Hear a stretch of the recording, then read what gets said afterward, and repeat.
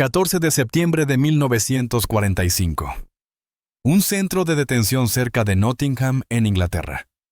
El golpe llegó al amanecer. No fue el aporreo brutal que les habían enseñado a esperar, sino unos toques firmes y medidos 3 golpes contra la puerta de madera de los barracones. Dentro 23 mujeres se quedaron paralizadas. Algunas dejaron caer las mantas desgarradas que habían estado sujetando. Otras instintivamente buscaron la mano de las que tenían al lado. La más joven, una chica llamada Greta que había cumplido 19 años. En algún punto del Atlántico se pegó a la pared del fondo y empezó a susurrar la única oración que recordaba de su infancia. Sabían lo que los hombres les hacían a las mujeres capturadas. Se lo habían dicho desde que eran niñas en el Bond Deutscher Mädel, se lo habían dicho en susurros en historias de advertencia en la forma cuidadosa en que sus madres guardaban silencio cuando ciertos temas salían a colación. Y también lo habían visto. En los días frenéticos finales, mujeres arrancadas de los sótanos en Berlín. Enfermeras arrastradas a gritos fuera de hospitales de campaña mientras los frentes se desmoronaban. La propaganda les había prometido que los británicos no eran mejores. Peores quizá porque escondían su crueldad detrás de la cortesía. Antes de que amanezca, murmuró Leisel con la voz quebrada. Nos obligarán a desnudarnos para inspección. Pues no lo haremos, si sé otra. No nos quitaremos la ropa. La puerta se abrió de golpe. Si nunca has oído esta historia, no eres el único. Este capítulo de la historia estuvo enterrado durante décadas. Suscríbete para no perderte nunca las historias desconocidas que los libros de texto dejaron fuera. 3 guardias británicos estaban de pie, en el marco de la puerta recortados contra la pálida luz de la mañana. Llevaban uniformes caqui estándar limpios y planchados. Las mujeres olieron jabón y tabaco. Uno de los guardias, un hombre de mediana edad con el pelo ralo y gafas de montura metálica, llevaba una carpeta. Otro cargaba algo envuelto en papel marrón. El tercero, apenas mayor que las propias prisioneras, mantenía la vista fija en algún punto por encima de sus cabezas, como si no pudiera soportar mirarlas directamente. «Buenos días», dijo el hombre de la carpeta en un alemán cuidadoso y acentuado. «Hemos traído el desayuno». Silencio. Las mujeres se quedaron mirando. Desayuno. No órdenes de desnudarse, no formarse para el procesamiento, no la mirada lasciva de una inspección para la que se habían endurecido. Solo desayuno. El guardia con el paquete envuelto en papel marrón avanzó despacio anunciando cada movimiento con claridad. Lo dejó sobre la tosca mesa de madera en el centro de la sala. Cuando desplegó el papel, el olor las golpeó primero. Pan de verdad aún caliente con una corteza dorada que de algún modo había sobrevivido al racionamiento que asfixiaba a toda Gran Bretaña. A su lado colocó una lata de margarina, un tarro de mermelada y increíblemente una botella de vidrio con leche fresca.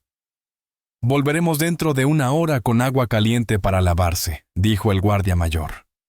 Echó un vistazo a su carpeta y luego volvió a mirar a las mujeres. «Tendrán que registrar sus nombres y sus unidades para el archivo, pero no hay prisa. Primero coman». Se fueron. La puerta se cerró con un clic. Sin llave. Las mujeres se dieron cuenta de que podrían haberla abierto desde dentro en cualquier momento. Durante mucho rato nadie se movió. Luego Greta empezó a llorar, y el hechizo se rompió. Estas mujeres no habían esperado convertirse en prisioneras de guerra. La mayoría ni siquiera había esperado salir de Alemania. No eran soldados. No en el sentido tradicional. Eran auxiliares de comunicaciones nazis, operadoras de radio, telefonistas y empleadas de cifrado, reclutadas del servicio de trabajo femenino y dispersadas por toda la Europa, ocupada a medida que el vasto aparato administrativo de la Wehrmacht se hinchaba más allá de lo que los hombres solos podían cubrir. También había enfermeras y secretarias adscritas a hospitales de campaña de la Luftwaffe. Llevaban uniformes azul grisáceo con el águila y la esvástica como insignias. Les habían enseñado a marchar, a saludar, a rellenar informes por triplicado. Les habían dicho que eran esenciales para el esfuerzo de guerra, la columna vertebral invisible que mantenía a los ejércitos alimentados, abastecidos y conectados a lo largo de miles de kilómetros. Y cuando el Reich se derrumbó en la primavera de 1945, no les dijeron nada en absoluto.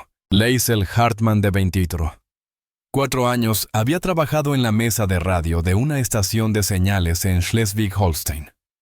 Pasaba los días transcribiendo informes meteorológicos y solicitudes de suministros en una habitación estrecha que olía a aceite de máquina y café rancio. Cuando las tropas británicas avanzaron el 6 de mayo, 2 días antes de la rendición oficial, ella y otras 14 mujeres simplemente se levantaron de sus escritorios, alzaron las manos y esperaron. No hubo tiroteo ni última resistencia dramática, solo la rendición silenciosa de personas que entendían que la guerra había terminado. Margaret Fisher, de 31 años, había sido enfermera de cirugía en un hospital de campaña a las afueras de Hamburgo. Había amputado miembros gangrenados a la luz de las velas, había sujetado las manos de muchachos mientras morían de sepsis y había aprendido a dormir pese al sonido de los obuses. Cuando cesaron los combates, salió al patio del hospital todavía con el delantal salpicado de sangre y le preguntó al primer oficial médico británico que vio si podía seguir trabajando. Él le dijo que no. Greta Schulz, de 19 años, había trabajado en un búnker de comunicaciones bajo Berlín durante 3 meses antes de la caída de la ciudad. Tecleaba órdenes que no comprendía y reenviaba mensajes sobre divisiones que ya no existían. El 30 de abril, cuando alguien susurró que el Führer estaba muerto, ella no sintió nada, solo un vasto vacío que resonaba como un entumecimiento absoluto.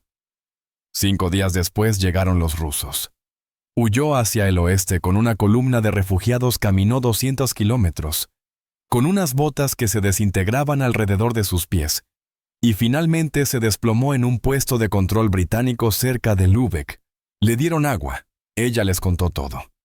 Para agosto, casi 3,000 mujeres alemanas de diversas unidades auxiliares habían sido reunidas en toda la zona de ocupación británica. La mayoría sería repatriada en cuestión de meses, enviadas de vuelta a una Alemania hecha añicos para arreglárselas como pudieran. Pero unos pocos cientos, las que habían trabajado en funciones sensibles de comunicaciones, las que podían poseer valor de inteligencia, o las que habían sido capturadas en territorios que requerían más procesamiento, fueron enviadas hacia el oeste a Gran Bretaña. El cruce fue una pesadilla pintada en tonos de gris. Subieron a un barco de transporte en Cuxhaven, una mañana espesa de niebla. Nadie les dijo a dónde iban. Circulaban rumores. América, Canadá. Inglaterra, Escocia. O quizás simplemente el fondo del Mar del Norte. Una solución conveniente al problema de qué hacer con mujeres que habían servido al enemigo. Fueron apiñadas bajo cubierta en una bodega de carga que aún olía a las cajas de munición que había transportado en su viaje hacia el este. 200 mujeres comprimidas en un espacio destinado a mercancías. El aire se volvió espeso y caliente. Alguien vomitó y luego alguien más. Pronto el olor fue insoportable. Pensé que nos ahogaríamos, escribiría Liesl años después. O nos asfixiaríamos. En cualquier caso, no podía imaginar llegar vivas a ninguna parte. Pero no se ahogaron. Tras 37 horas de mares agitados y pánico creciente, los motores cambiaron de tono. El barco redujo la marcha. A través de los huecos de la cubierta superior, oyeron gaviotas los primeros pájaros que escuchaban en días. Luego voces en inglés agudas y eficientes gritando números y coordenadas. El barco golpeó contra un muelle. Una escotilla se abrió. Entró la luz. Arriba. Todas arriba. En fila. Subieron por una escalera estrecha hacia el brillo cegador de una tarde inglesa. El puerto más tarde sabrían que era Harwich, se extendía ante ellas. Grúas, almacenes, hombres uniformados moviéndose con el caos deliberado de cualquier centro logístico militar. Pero fue la abundancia lo que las dejó mudas. Camiones alineados, parachoques con parachoques. Sus plataformas cargadas de cajas de suministros. Montañas de carbón, pilas de madera. Y más allá del puerto, entre los huecos de los edificios, vislumbraron campos verdes de verdad, no el gris bombardeado, y lleno de cráteres al que se habían acostumbrado. Alemania se moría de hambre. Allí incluso las gaviotas parecían gordas. Las subieron a trenes vagones de pasajeros de verdad, no vagones de ganado. y les dieron bocadillos envueltos en papel encerado. Pan blanco, jamón, una lámina de queso. Greta se comió el suyo en 3 bocados y rompió a llorar con las manos en la cara. El tren las llevó hacia el norte a través de un paisaje que parecía casi ofensivamente intacto. Pueblos con tejados, iglesias, con campanarios, niños jugando en los campos sin escombros, sin cráteres, sin restos carbonizados de edificios. Margareta apoyó la frente contra la ventana y sintió que algo se quebraba dentro de su pecho. No del todo ira, no del todo pena, sino una mezcla de ambas. Ellos no sufrieron, susurró. No como nosotras, pero eso no era del todo cierto como aprenderían. Gran Bretaña había sufrido a su manera el Blitz, los bloqueos de U-Boat, el racionamiento que se prolongaría durante años después de la guerra. La diferencia era que Gran Bretaña había sobrevivido con su infraestructura casi intacta. Alemania había sido reducida a polvo.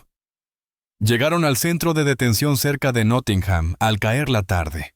Una finca reconvertida, supieron luego, la casa de campo de una familia adinerada, requisada para el esfuerzo bélico, y nunca de vuelta. Ahora tenía alambre de púas, torres de vigilancia y filas de barracones de madera construidos a toda prisa. Pero también tenía agua corriente, electricidad, y una cocina que producía comidas reales con regularidad. Esa primera noche, se acurrucaron en silencio esperando a que cayera el otro zapato. El momento del desayuno permaneció con ellas. Incluso años después, cuando habían regresado a Alemania y reconstruido sus vidas, recordaban el olor del pan tibio y la voz suave del guardia británico que había dicho «coman primero». Allí fue donde todo lo que les habían enseñado empezó a desmoronarse. Y donde comienza la historia real. Quédate con nosotros. Y no olvides dar like si estás aprendiendo algo nuevo. Porque no fue solo el desayuno, sino lo que vino después. Esa misma tarde llegó una mujer con uniforme de la Cruz Roja Británica de mediana edad, con ojos cansados y un trato amable. A través de un traductor explicó que cada una recibiría un examen médico voluntario. Subrayó podía negarse, pero era recomendable dadas las condiciones que habían soportado durante el transporte. Las mujeres intercambiaron miradas. Un examen médico. Sabían lo que eso significaba o creían saberlo. Los eufemismos para la violación los conocían de memoria. «Iré yo primero», dijo Margaret en voz baja. Ella era la mayor, la que más había visto. Si iba a hacer algo terrible, mejor afrontarlo y avisar a las demás. La sala de examen estaba limpia, casi clínica. Una doctora, también británica y de mediana edad, le indicó a Margaret que se sentara. No había camilla, solo una silla, y la doctora le tomó el pulso. Escuchó sus pulmones, revisó su garganta, anotó desnutrición leve, deshidratación y signos tempranos de infección respiratoria. Y le recetó descanso, raciones adicionales y penicilina. Ese medicamento milagroso del que solo habían oído rumores. Cuando Margaret preguntó, «¿Eso es todo?», la doctora confirmó que sí, a menos que quisiera hablar de algo más, y Margaret regresó aturdida a los barracones diciendo, «Solo me examinó como una doctora. Nada más». En los días siguientes todo siguió igual: 3 comidas diarias, avena y té, sopa y pan, estofado con verduras y a veces pudín, ningún trabajo más allá de la limpieza básica, ningún grito, ningún golpe, guardias respetuosos y una radio instalada en la sala común, cuyos programas eran cuidadosamente seleccionados. Greta lloraba por pequeñas cosas: una manta limpia, una taza de té caliente, dormir una noche completa sin interrupciones, porque no podía entender por qué eran amables con ellas. Liesl, acostumbrada a leer entre líneas, creía que quizás se debía a que podían permitírselo. Habían ganado la guerra y no necesitaban demostrar nada. Aunque la amabilidad tomaba muchas formas, como el paquete que recibió con un cardigan de lana y una nota que decía «Mantente abrigada», o el día en que Greta mencionó su cumpleaños, y la cocinera, Mrs. Davis, que había perdido a 2 hijos en la guerra, apareció con un pastel hecho con sus propias raciones, haciendo llorar a Greta durante 10 minutos antes de poder comerlo. También estaba el guardia joven Thomas, que había evitado sus miradas la primera mañana, y ahora les enseñaba frases en inglés. no oficialmente mostrando fotos de su familia y del perro Bertie, un muchacho de 22 años que había desembarcado en Normandía y luchado en Francia, y que hablaba con ellas como personas. Margaret empezó a verlo igual que había aprendido a ver a los soldados alemanes chicos en uniforme no monstruos, lo que le provocaba una agotadora disonancia cognitiva frente al adoctrinamiento que les había enseñado que los británicos eran bárbaros, sin misericordia hacia civiles, y que a las mujeres capturadas solo les esperaba brutalidad. Y sin embargo estaban allí alimentadas, vestidas permitidas a escribir cartas censuradas, pero permitidas, y hasta organizar su propio tiempo libre. Tanto que una noche de octubre se atrevieron a cantar canciones alemanas, incluso nanas de Brahms, y Thomas las escuchó desde la puerta sonriendo con nostalgia porque su abuela cantaba la misma melodía. Con otras palabras, lo que llevó a Ana a romperse y preguntar cómo reconciliar lo que vivían con todo lo que les habían enseñado. Liesl respondió que quizá no se podía reconciliar. Quizás solo había que aceptar que les habían mentido, aunque hacerlo significaba admitir que la guerra que apoyaron pudo haber sido injusta, que la ideología en la que crecieron quizá era veneno, y que el Reich de 1000 años había sido un cuento infantil, por lo que era más fácil creer que ahora los británicos eran los mentirosos jugando un juego largo para suavizarlas antes de un sufrimiento futuro. Pero pasaron las semanas, luego los meses, y la crueldad nunca llegó. El 8 de noviembre de 1945 recibí una carta de casa, o de lo que solía ser casa. Mi madre está viva viviendo entre las ruinas de nuestro edificio de apartamentos en Hamburgo. No tiene calefacción, tiene poca comida, y sus palabras son desesperadas. Me preguntó si los británicos me están tratando bien. No sabía cómo responderle. ¿Cómo le digo que como 3 veces al día mientras ella se muere de hambre? Que tengo una cama caliente mientras ella duerme bajo los escombros. Que el enemigo me ha mostrado más misericordia de la que jamás imaginé, mientras Alemania nuestra. Alemania se ha convertido en un cementerio. Me siento culpable por cada bocado de pan, pero aún así me lo como. ¿Qué más puedo hacer del diario de Liesl Hartmann, recuperado en 1982? El invierno trajo sus propias revelaciones. El sistema de racionamiento británico, aprendieron, era estricto pero justo. Todos tenían una cartilla de racionamiento desde el rey hasta el trabajador más humilde, y todos se las arreglaban con las mismas cantidades. Los guardias comían la misma comida que ellas. Un día Mrs. Davis, la cocinera, mencionó que había renunciado a su ración de azúcar del mes para hacer el pastel de cumpleaños de Greta. No tenía que haberlo hecho, dijo Greta conmovida. No respondió Mrs. Davies, pero alguien lo hizo por mis hijos cuando estaban destinados en el extranjero. Parecía justo devolver el gesto. En diciembre, la administración del campo organizó una celebración de Navidad. Nada elaborado, algunas ramas de pino, unas pocas decoraciones hechas a mano, villancicos cantados en una mezcla de alemán e inglés. Los guardias llevaron carbón extra para las estufas. Alguien consiguió varias barras de chocolate americanas de un paquete de ayuda y las repartió entre las prisioneras. Margaret sostuvo la suya mucho tiempo antes de desenvolverla. Había olvidado a qué sabía el chocolate. Cuando finalmente lo probó, la dulzura fue tan abrumadora que tuvo que sentarse. Se suponía que debíamos odiarlos, dijo Ana esa noche. Nos lo pusieron tan fácil para odiarlos. Y ahora hacen que sea imposible. Sí, terminó Liesl. La verdad se estaba asentando pesada e innegable. Estábamos equivocadas. No solo sobre los británicos, sino sobre todo. La ideología que les había prometido grandeza, solo les había entregado ruina. La propaganda que las había advertido sobre la supuesta barbarie del enemigo había sido proyección, una descripción de lo que Alemania había hecho de vuelta como acusación. Y los hombres que les habían contado esas mentiras estaban muertos o escondidos, dejándolas solas a escarbar entre los escombros de sus creencias. La repatriación comenzó a inicios de la primavera de 1946. Las procesaron en grupos, les dieron documentos, una pequeña cantidad de dinero y transporte de vuelta a Alemania. Muchas no querían irse. Gran Bretaña, incluso en su austeridad racionada, Era más segura que Alemania, donde el hambre y el caos aún reinaban. Pero no tenían elección. Eran ciudadanas alemanas. Pertenecían a Alemania, quisieran o no. Margareta regresó a Hamburgo para encontrar su vecindario irreconocible. El hospital donde se había formado era un cráter. El edificio de apartamentos de su familia estaba medio derrumbado.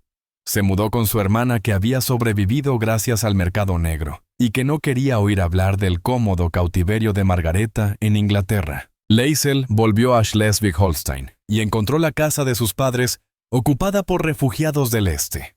No discutió. ¿A dónde más iban a ir? Encontró trabajo como traductora para las autoridades de ocupación británicas, el único empleo disponible para alguien con sus habilidades. Sus antiguos vecinos la llamaban colaboradora. Ella los ignoró. Greta, la más joven, fue quien más sufrió. Había perdido a toda su familia en los últimos días de la guerra. No tenía hogar al que volver, nadie esperándola. Viajó de una zona de ocupación a otra, tomando empleos temporales durmiendo en centros de refugiados. Durante años no le contó a nadie sobre su tiempo en Gran Bretaña. Se sentía demasiado extraño, demasiado incompatible con el sufrimiento que la rodeaba. Pero ellas se escribían cartas. Lento, cuidadosamente volvieron a encontrarse. Una red de mujeres que habían compartido la misma experiencia transformadora y que no podían explicarla del todo a nadie más. En 1950, Margaret organizó la primera reunión. 8 de ellas asistieron encontrándose en un café de Hannover. Hablaron hasta tarde en la noche comparando recuerdos, rellenando huecos. ¿Piensas alguna vez en Mrs. Davies?, preguntó Greta. Todo el tiempo, admitió Margareta. Le escribí una vez, envié la carta al campo esperando que la reenviaran. Nunca supe nada. Yo pienso en Thomas, dijo Liesl. Me pregunto si regresó a su granja. Todas llevaban fragmentos de aquel invierno dentro de sí. Pequeñas bondades que habían resquebrajado sus certezas, momentos de humanidad, que las habían obligado a reconstruir su comprensión del mundo. Algunas lo abrazaron usando la experiencia como base para nuevas creencias. Otras lo enterraron, incapaces de reconciliarlo con su lealtad a Alemania. Pero ninguna lo olvidó. En 1907, un periodista británico que investigaba campos de prisioneros encontró accidentalmente su historia. Localizó a varias de las mujeres y las entrevistó. El artículo que publicó, Las prisioneras que regresaron cambiadas, provocó un pequeño escándalo en Alemania. Los críticos acusaron a las mujeres de exagerar la bondad británica para halagar a sus antiguos captores, mientras que los defensores argumentaron que su testimonio era valioso precisamente porque era inesperado. Liesl, ya abuela, y viviendo en Kiel, escribió una carta al editor que se publicó íntegra. No espero que nadie crea que nuestro cautiverio fue agradable. No lo fue. Estábamos asustadas, desplazadas, sin certeza alguna sobre nuestro futuro. Pero los británicos no nos maltrataron, no nos torturaron, no nos violaron. Nos trataron como seres humanos aunque éramos el enemigo. Esto nos impactó porque nos habían enseñado que harían lo contrario. Ese impacto, ese momento en que la expectativa chocó con la realidad, nos cambió. Nos obligó a cuestionar todo lo que nos habían dicho, todo lo que habíamos creído. Para algunas, ese cuestionamiento llevó a una nueva comprensión. Para otras, llevó a la desesperación. Pero creo que era necesario. Alemania tenía que enfrentar sus mentiras. Y nosotras, las nuestras. Los británicos no intentaban enseñarnos nada. Solo se comportaron con una decencia básica. Que eso nos pareciera revolucionario te dice todo lo que necesitas saber sobre lo que nos habíamos convertido. El golpe llegó al amanecer. Nos habíamos preparado para la crueldad y recibimos pan en su lugar.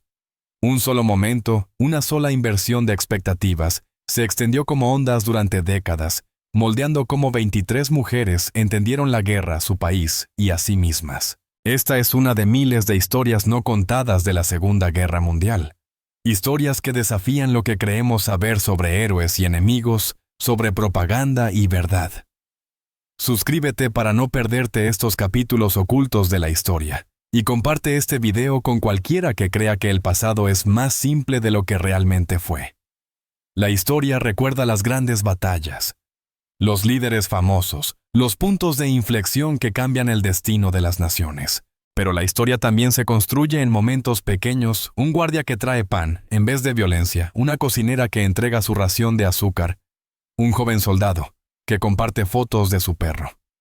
Estos momentos no ganan guerras, pero ganan algo distinto: el lento y difícil trabajo de reconstruir la humanidad común desde las ruinas de la ideología. Las mujeres que habían gritado ante aquel golpe en septiembre de 1945 pasaron el resto de sus vidas procesando lo que vino después. Algunas se convirtieron en defensoras de la reconciliación. Otras se retiraron al silencio. Unas pocas nunca dejaron de llorar por la Alemania, en la que habían creído incluso mientras reconocían la Alemania que realmente había existido. Pero todas conservaron la memoria de aquella mañana, el instante en que el miedo se encontró con la bondad, cuando la expectativa se hizo añicos ante la realidad, cuando el golpe en la puerta no trajo violación, sino desayuno. Y en ese momento pequeño, poco notable, perdido en las notas al pie de la historia, todo cambió. Lo que ocurrió en aquel barracón cerca de Nottingham no fue único.